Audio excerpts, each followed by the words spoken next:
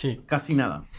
sí, sí. Además, en esta época también, aproximadamente en marzo de 1945, el frente occidental, que más o menos había resistido, pues desde, me atrevería a decir, pues desde junio, julio del 44, había estado más o menos resistiendo y con bastantes batallas y finalmente en marzo del 45 se hunde completamente y entran los aliados, conquistan la zona del Ruhr, Model se suicida, ya todo ya colapsa por completo. No sé si puedes, ¿por qué a tu modo de ver? Aunque bueno, la respuesta tampoco es muy allá, pero ¿cómo se produce el colapso del frente occidental finalmente?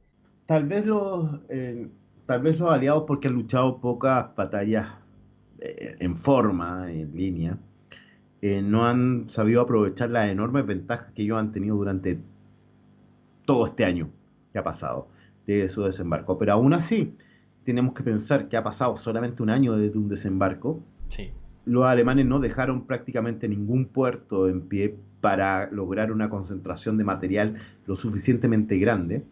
Por otra parte, los aliados han tenido que alimentar a poblaciones que están devastadas, como la francesa, con sus 45 millones de habitantes, como la belga, como la propia Inglaterra.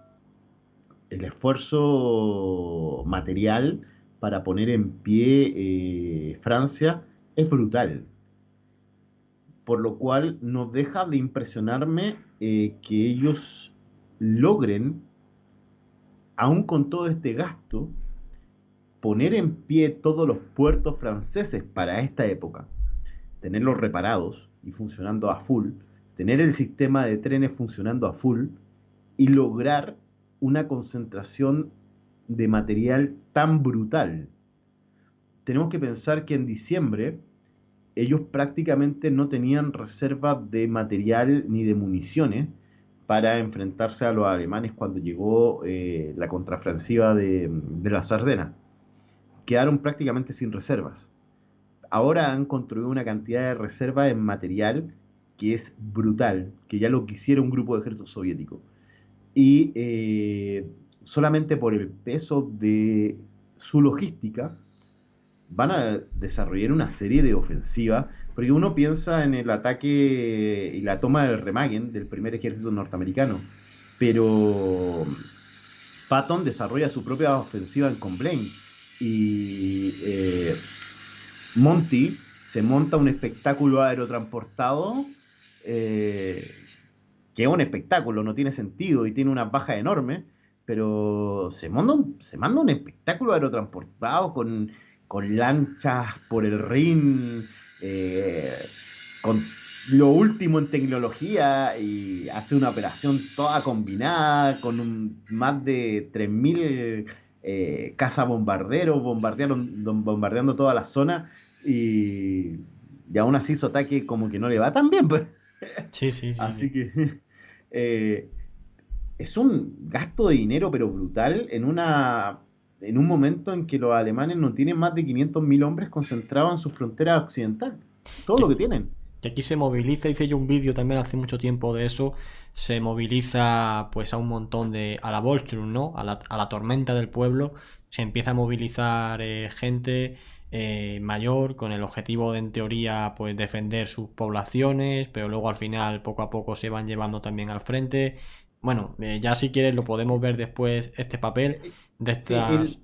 la Volkswagen Sí, tiene una lógica bastante normal. A ver, no puedes desprenderte del trabajador industrial porque trabaja en la industria esencial de tu país. claro. Y muchas de las fuerzas que tú podrías llamar a línea, al ejército, son trabajadores. Por lo cual lo que hace es decirle, ya, vayan a luchar cuando la guerra llegue donde ustedes están. Así que te doy una formación básica a los que hayan luchado la Primera Guerra Mundial u otras campañas. Por ejemplo, hay soldados de la época de Francia, hay soldados que habían sido heridos, hay tipos que habían sido dado bajas por enfermedad, etcétera. Vienen y forman milicias, batallones locales de ciudad. Y a eso se les invita a, cuando la guerra llegue a sus puertas, dejen la fábrica y vayan a luchar al frente. pero son tropas que, ¿qué te puedo decir? De un valor muy inferior a a las divisiones de la Wehrmacht regular, que ya en este momento tienen un valor en fuerza, en potencia muy inferior, porque están peor armados, porque el equipo que tienen es de desecho, el número de balas que tienen es contadísimo, el poder de fuego que pueden imponer es muy bajo. eh, Hay veces que divisiones completas de la Bundesturm, bueno, no hay divisiones, sino que son batallones que refuerzan otras divisiones. Estos batallones de la Bundesturm no tienen la fuerza ni una compañía aliada. ¿Ya? Una compañía aliada tiene mucho más poder de fuego. Y aún así se mandan al combate. Hay batallones que son de niños. Se toma a todo el equipo de tierra de la Luftwaffe y se los convierte en artillería para diferentes divisiones que se van armando. Y así. De hecho, se dice que en el último año de la guerra Alemania perdió, o sea, tuvo las mismas bajas que durante todo el tiempo anterior que había durado la guerra, ¿no? Porque aquí Sí. hay que meter aquí a todas estas bajas que empezó a tener Alemania. O sea, aquí ya, aunque bueno, luego por ejemplo en la batalla de las colinas del Seelow, que veremos después, Alemania tuvo unas 11.000 bajas frente a las 35.000 rusas. O sea que aún el ejército alemán seguía teniendo más o menos una baja de 1 a 3. Pero Es que, obviamente cuando esta gente se metía por medio, hacía que el número de bajas para Alemania pues fuera abismal, ¿no? a ver, los oficiales alemanes seguían siendo mejores en su pulcritud táctica. Ellos podían concentrar el fuego mejor que los aliados, ¿ya? En lo que era la batalla de unidades pequeñas, de nivel de compañía o batallón, eh, se distinguía mucho más que cualquiera de los que se enfrentaran, cualquier otro ejército que se enfrentaran. Pero ya cuando hablamos de grandes unidades y de grandes movimientos de tropas donde vemos la logística, ahí la Wehrmacht de repente se veía bien mal. Pero ahora toda su pulcritud operativa, al bajar el nivel de los soldados que tienen menos nivel de entrenamiento, están mucho peor armados, que tácticamente saben menos cómo dirigir su fuego, cómo hacer una trinchera, no tienen tiempo para hacer trinchera, ¿ya? Tienen que entrar a batallar a los lugares donde llegan nomás. ¿Ya? No es como otras divisiones alemanas que, por ejemplo, planean por ejemplo, sus zonas de muerte, planean la dirección de tiro, planean la zona donde ellos van a concentrar su artillería o sus morteros para conseguir el máximo efecto. Bueno, eso estas nuevas unidades no lo hacen.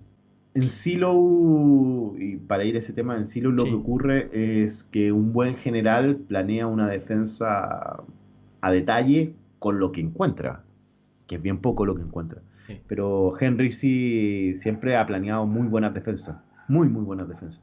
Y aún así, sabemos que una buena defensa porque le genera mucha baja a los soviéticos en las colinas de Silu, pero aún así su frente se hunde en días. 3 días ¿Ya? creo que dura Mm. aproximadamente.